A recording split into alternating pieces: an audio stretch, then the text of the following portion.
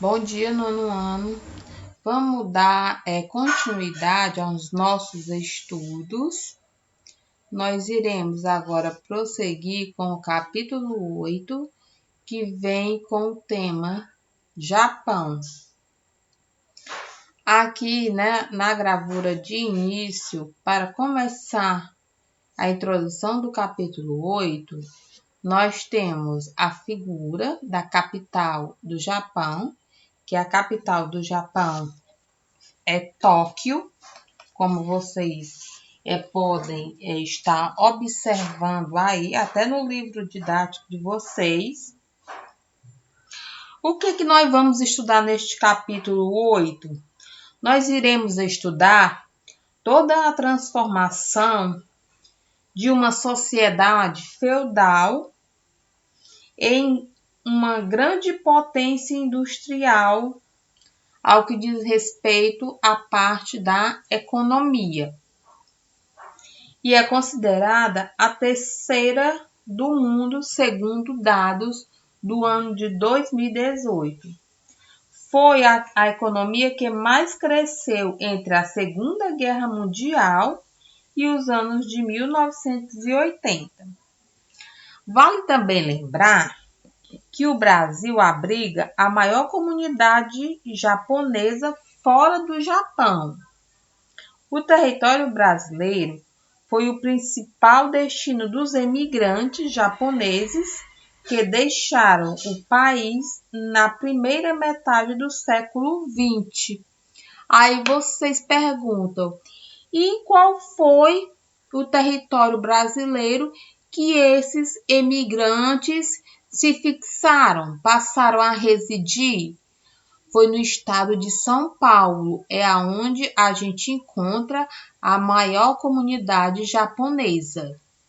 Tem até um bairro em São Paulo que é somente de imigrantes japoneses, correto? Agora vamos começar. Os aspectos gerais do Japão.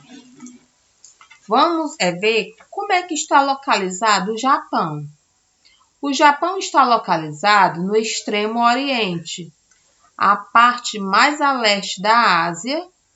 Seu território é constituído de um arquipélago no Círculo de Fogo do Oceano Pacífico, área onde há 4 placas tectônicas convergentes que se chocam. Quer dizer que elas não são divergentes. Divergentes é quando ela não se choca uma com a outra. Convergentes é quando há o atrito de placas tectônicas.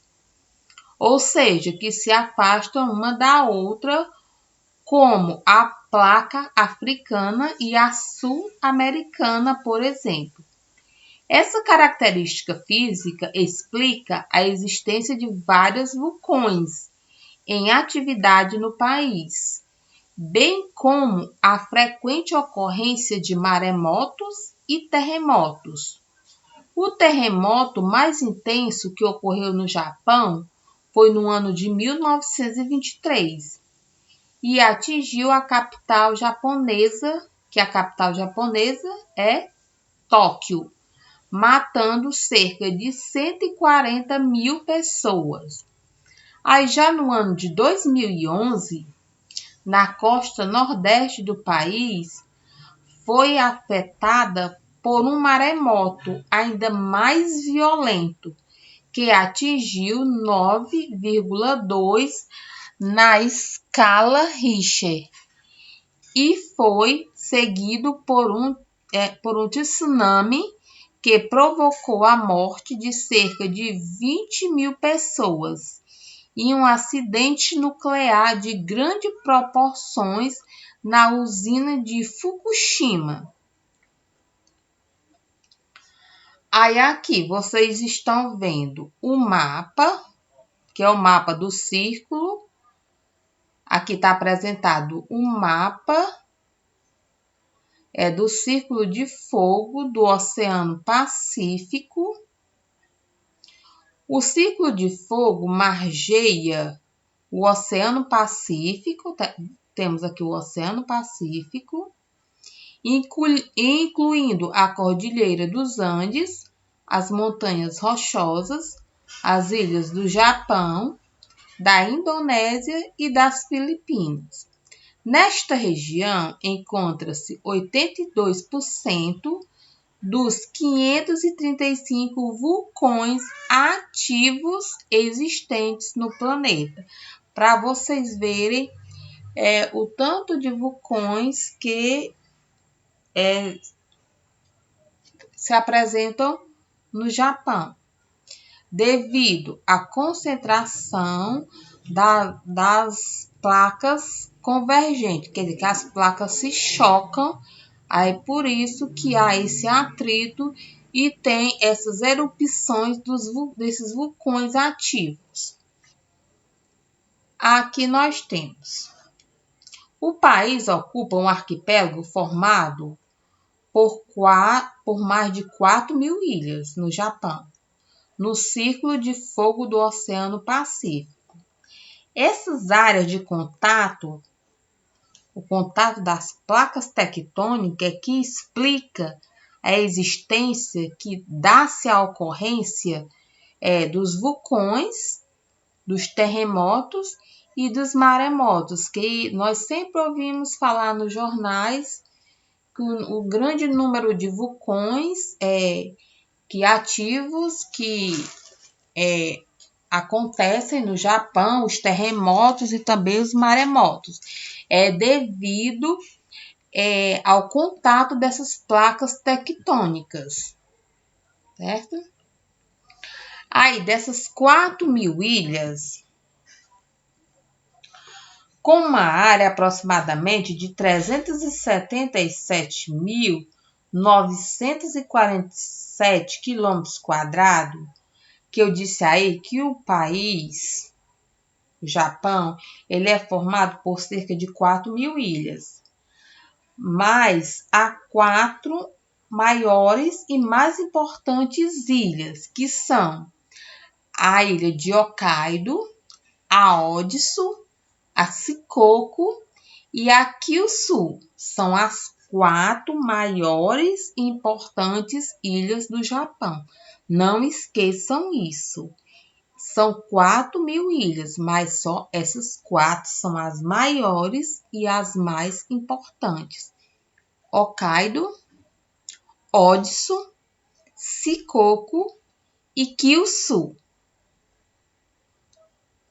Aqui vocês estão vendo os 2 mapas, o mapa do Japão físico e o mapa do Japão político, com as principais cidades e capitais japonesas.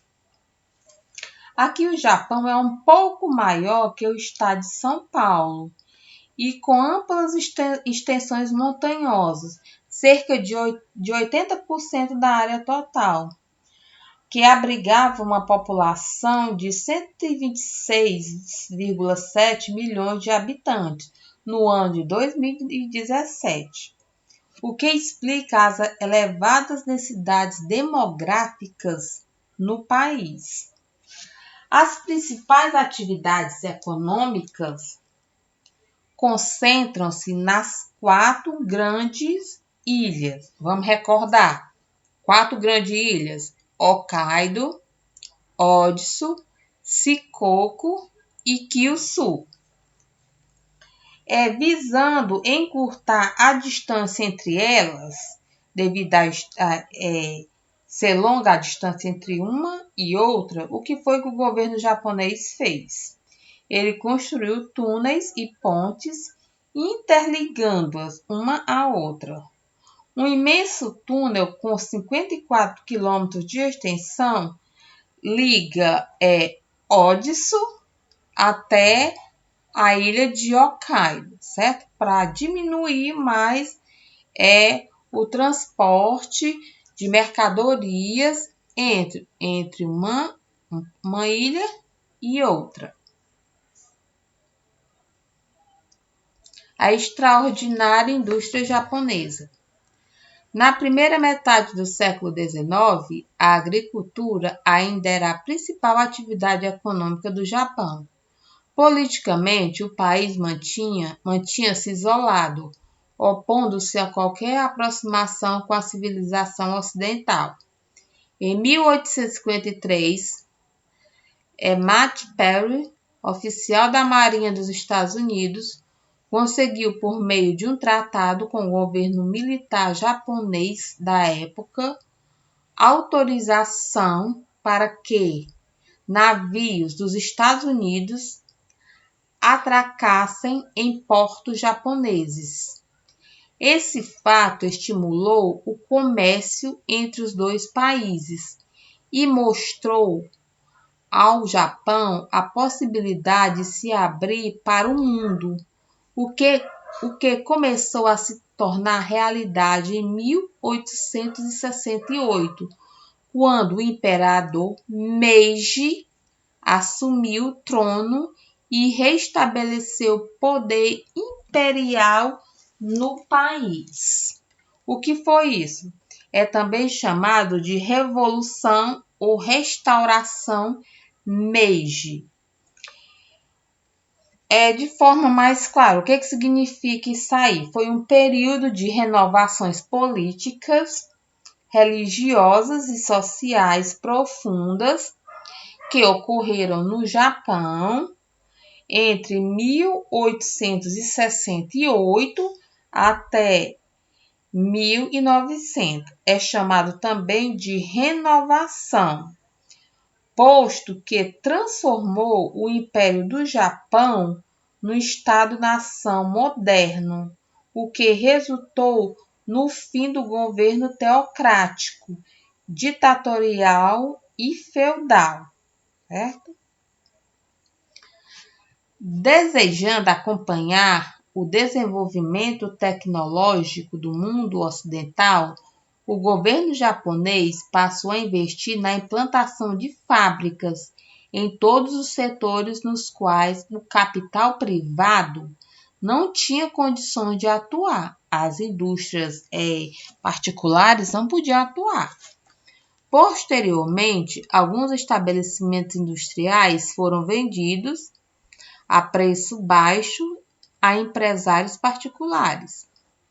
A venda de algumas empresas estatais que pertenciam ao Estado, além da concessão de inúmeras vantagens e privilégios por parte do governo, originou os chamados zaibatsus, verdadeiros monopólios que tiveram um grande desenvolvimento no período entre guerras. O que significa isso aqui? Zaibatsus. Zaibatsus eram grandes grupos industriais que pertenciam a famílias da nobreza e financiadas pelo Estado, certo? Esses grupos controlavam a exploração mineral, os bancos, as indústrias bélicas, naval, as indústrias têxtil e o comércio do exterior. Já no fim do século XIX, as empresas de materiais bélicos, quer dizer, de armas, desfrutavam de certos benefícios, pois a industrialização japonesa até a Segunda Guerra Mundial tinha objetivos militares. Além de ter livrado o país de qualquer dominação por parte de nações ocidentais, a industrialização constituiu uma estratégia de expansão da área territorial japonesa para o Extremo Oriente. Eu creio que vocês tenham entendido aí a Revolução Meiji, viu?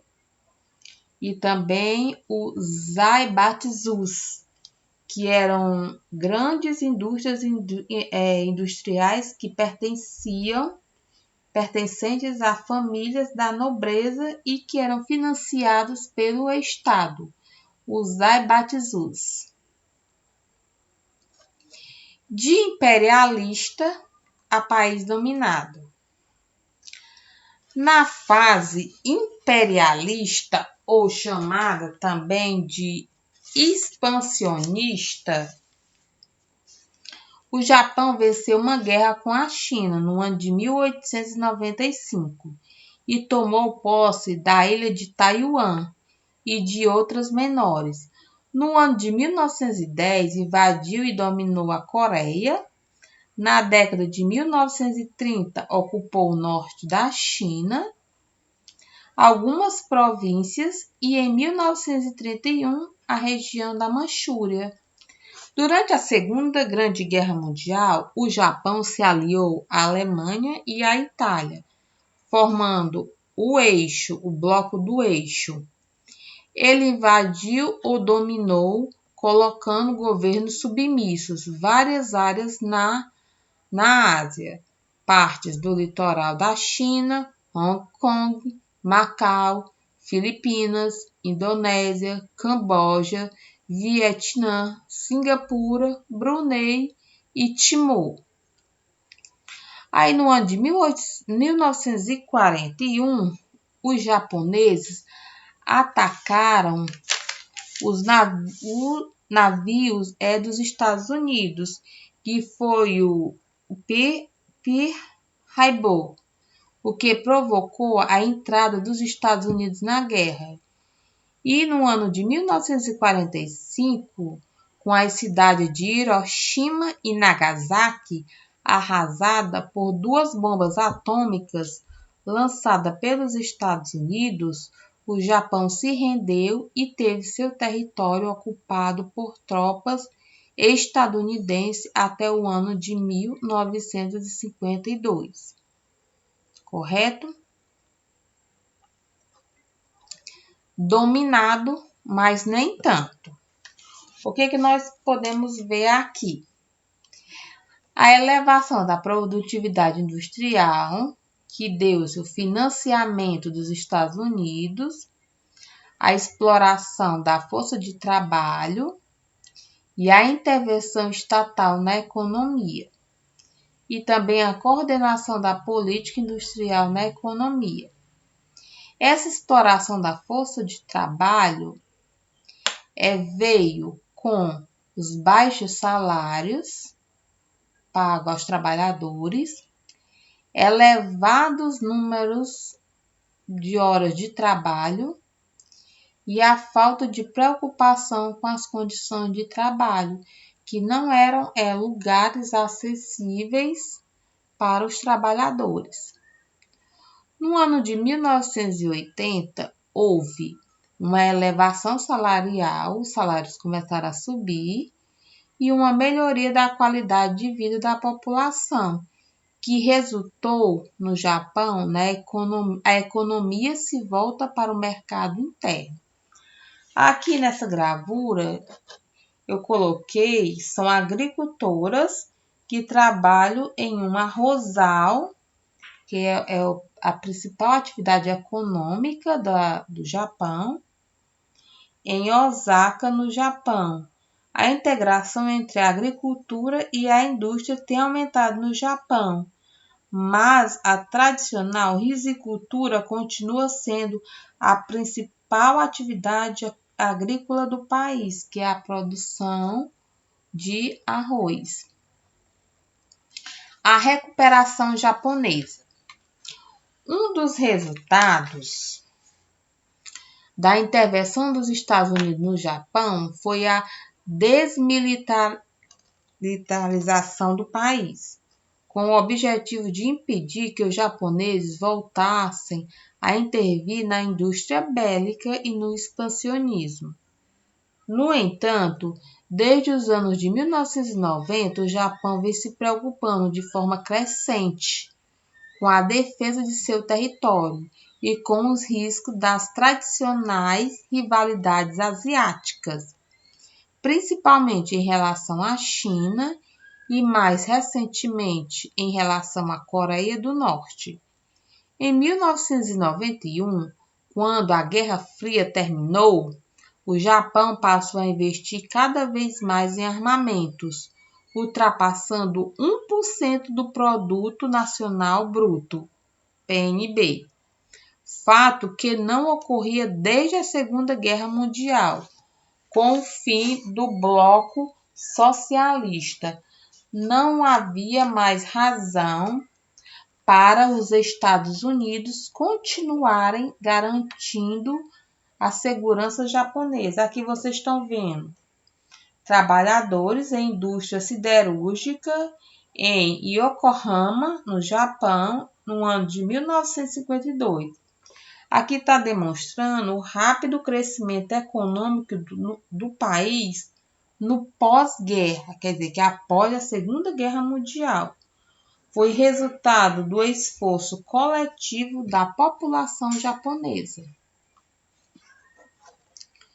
O Japão, então, ampliou sua produtividade industrial.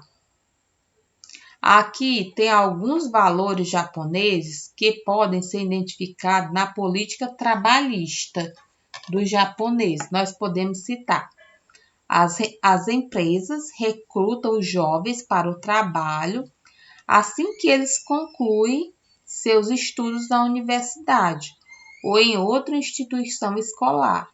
Não é raro que, uma vez contratado, os trabalhadores permaneçam na mesma empresa até se aposentar. Quer dizer que eles podem mudar de empresa. Não é obrigado ele ser contratado naquela empresa e ficar definitivamente.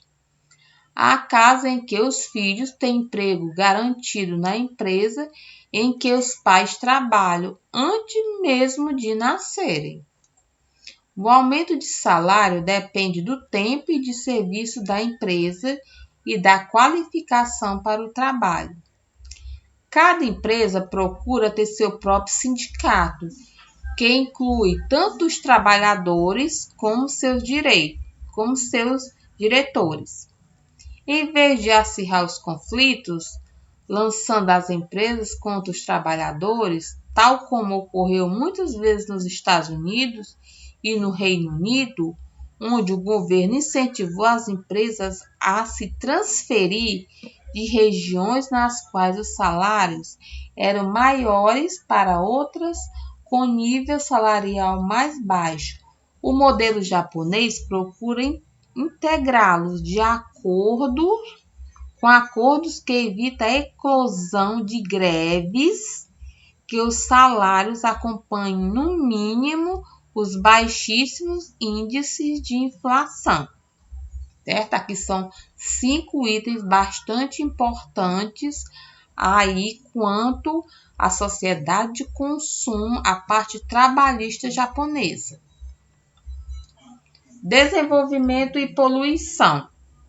Um dos traços característicos da industrialização japonesa no período que foi de 1955 até 1973 foi o crescimento das indústrias de base e química, que exigem muito capital e determinam o desenvolvimento de novas tecnologias, que podemos destacar a siderurgia e a petroquímica, que merecem um destaque especial. Além da química fina, que recebeu grandes investimentos, por ser a que mais desenvolve tecnologia. E sim, em 1970, as indústrias de base e química possuíam 28,4% das fábricas, absorviam 49,6% dos trabalhadores e contribuíam com 62% da produção nacional. Aqui vocês estão vendo o elevado crescimento das indústrias de base química, que acarretou uma rápida elevação da poluição. A poluição, infelizmente, sofreu com o avanço muito rápido das indústrias japonesas. Aqui no mapa apresenta a economia japonesa. Aqui em verde nós podemos observar o uso do solo, que é para a produção do arroz, e em amarelo é possível notar as demais culturas produzidas em solos japoneses. Aqui vem os recursos minerais energéticos. Nós temos o carvão mineral, o gás natural, o cobre, o chumbo e zinco e o ouro. E aqui as indústrias. Em rosa são as principais regiões industriais. E esse outro aqui é a alta tecnologia. Aqui, essa imagem aqui, ela está representando uma linha de montagem altamente robotizada em Toyota, nos Estados Unidos, correto? Pessoal, por hoje é só. Eu dividi em duas partes. A outra parte vai ser um pouco menor, certo? Porque nós temos que avançar um pouco, correto? Eu espero que vocês assistam toda a videoaula, façam a atividade que eu vou passar, correto? E tenham todos um bom dia.